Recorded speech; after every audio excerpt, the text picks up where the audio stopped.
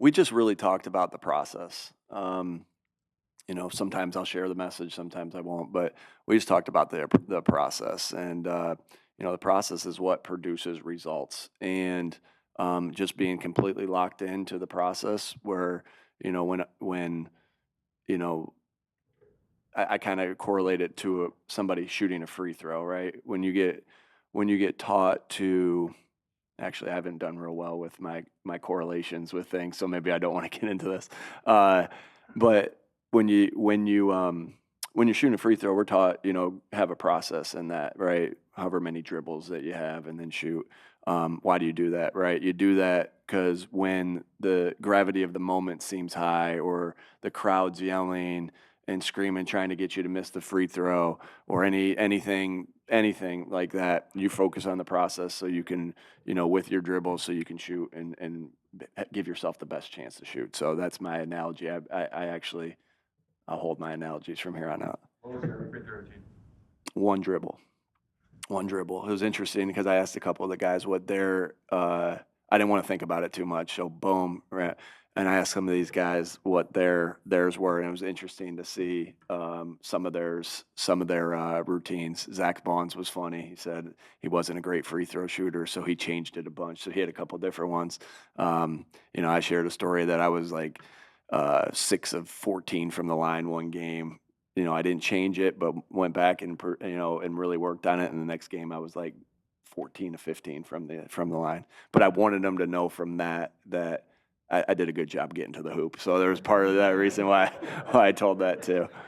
And I just wasn't a shooter because they just see me shooting here. So I just wanted to give that little bit of insight. Jacoby went on social media this morning, said he wasn't getting activated. How's that process going with him? Yeah, I think he had a good week of practice, and we'll see. There's still time. We don't have to make that decision until tomorrow. And but I thought he had a good week of practice. It was awesome to get him back out there. He's a great leader, great teammate. Looking forward to when we can get him back. Has the success on field goals this year changed your game strategy? Your game strategy is always based off your line. So I guess the best way to answer that, Zach, without giving up too much, is that, you know, when there's a game with the weather where your line changes, or there's a game in a dome where there is no weather situations, that always switches up your strategy of what you do and when you do it, all those different things. So, if the line moves back because, we're making more or whatever, or all those things that go into account. So I guess the short answer is yes. At the end of the half 2 weeks ago, you sat on the ball, and given it's a situation now where one completion puts you in a long. What was the time on that? I think there was 12 seconds, and you had a timeout. Yeah, yeah. There's times where, like, that's obviously something that I've always studied. I have actually looked at every end of half under a certain time, right? Because there are moments where you sit on it. There's moments that you don't. In those moments, throughout those studies, right, there's negative things that can happen in those moments as well. But you always take everything. You take the clock into account. You take your amount of timeouts into account. Like, we have a formula for when we do, when we don't. You take I said the clock, the timeouts, and you take the where you are on the yard line into account. At that particular point, that was the Rams game. We weren't having a lot of success quite there, and that was part. And you take the game flow into account. So that is definitely a good observation by you. That's always something, like, you're always in these modes of 2 minute. What mode? 2 minute is a situation, but there are situations within the situation. What mode of 2 minute are you in? And those things usually are dictated by score, half, clock, all those things I talked about. When you get a chance to see Jalen and AJ interact in a way we don't, what do you notice from them, whether it's on the practice field and the facility, about their relationship? Yeah, just, always trying to get on the same page, always trying to do what they need to do to, to go out there and perform. Whether that's in the meeting room, talking through things in the meeting room, whether that's, out on the practice field, getting, the looks of practice, but then also the extra reps on the side. So, I just see two guys that are great pros that, care deeply about winning, and they know that, the way they perform, it dictates winning and losing. And, they work hard. They work very hard at that together, to put the best product out on the field that we can. Nick, to follow up on that, how do you as a coach handle maybe generally the way players use or don't use social media? Jalen, when he talks to us, is very, controlled in what he says. And then, of course, AJ will put things out there, and that's a normal thing nowadays for people of his generation. Mm-hmm. Doesn't sound too old to do. Mm-hmm. How do you deal with that? Yeah, it's just a different form of communication, right? So it's no different than what you talk about when you talk to the media or talk to, whatever. It's the same thing. It's just a different form of communication that, and maybe I don't have social media. I don't get to post anything, or is it get to? Yeah, I don't get to do that. But it's still communication, right? And it's still, you know, just like talking, your words, whatever you put out there is going to get out there, just like you would with your words in this setting. So, we treat it as that. It's going to be busy at the sports complex over the next 3 days, including you guys. When you have rare free time before and after your game, how much are you paying attention to what's happening across the street, and how does it feel to be a part of this pretty exciting time? Yeah, really good. Obviously we're so busy at this time of year with the job that we have, but you're really pulling, I know that, with the Phillies, I always see them supporting us. And, we do the same thing we want to do the same thing and reciprocate that for them. It's an exciting time. We know that the Phillies energy will transpire into, to our games and vice versa.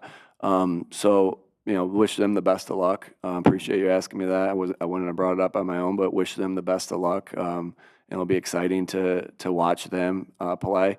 I grew up, I'm not going to say what team I grew up a baseball fan of, but it's nice to be in a city where baseball is an exciting sport, where means so much, and the team's doing a really good job, and being able to follow that with my boys, because my boys are Phillies fans, and so I've transitioned into a Phillies fan as well. So that'll be exciting. Saturday night will be in here though. We'll be in here getting ready for the game.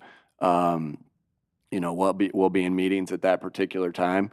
And, I know that one thing that has been cool in the past, where if they played on a Monday, Tuesday, Wednesday, or Thursday or whatever, and we're in meetings, as coaches, when the players have left, you hear the roar of the stadium and the lights flickering on and off. And that's pretty cool. I know that Vic sometimes, weather permitting, keeps that door open on the defensive staff room, so he can hear that, because he's a big time Phillies fan. So it's cool. It's cool to be a part of this.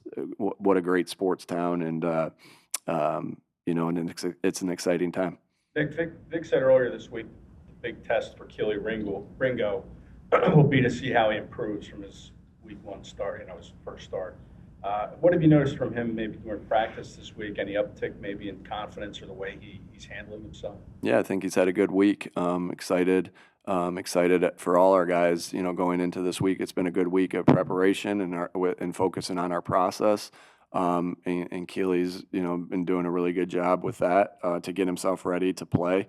In any mode. That's why I always admire about Keely, is like, okay, last week it was a different mode that he was preparing for, and before that it was for some things on special teams and to be the backup. So Keely's just a really good pro that puts himself in position by the way he works all week to be ready for whatever role that he's called upon in the game. And so it's been fun watching that. And he played a good game, did some really good things in that Bucks game, big fourth down pass breakup that, gave us the ball back. So, and did some really nice things in coverage. So, looking forward to seeing him play on Sunday. Do a couple How more? impressed are you with Bo Nix? Yeah, he's a good football player. Obviously, Sean Payton, outstanding coach, great offensive mind. Has done that for a long time. Had a lot of good success with the quarterback, and I just think, you're seeing that with Bo too. Um, Athletic, really athletic guy. Decisive with the football. I got a lot of respect for his game, and it's obviously early in his career. So, yeah, a lot of respect for this offense and this team, and particularly Coach Payton and Bo Nix. Like, what have you seen from Adoree Jackson as kind of the veteran in that pretty young DB room? What kind of impact has he had sort of behind the scenes? Yeah, I think he's a guy that comes to work, every day. Another great pro. Just trying to get better, and he's seen. Anytime you get a guy that's seen a lot of football, that helps the young guys, because he can, he's seen so many different situations, different routes, different types of receivers, and so that expertise is so valued.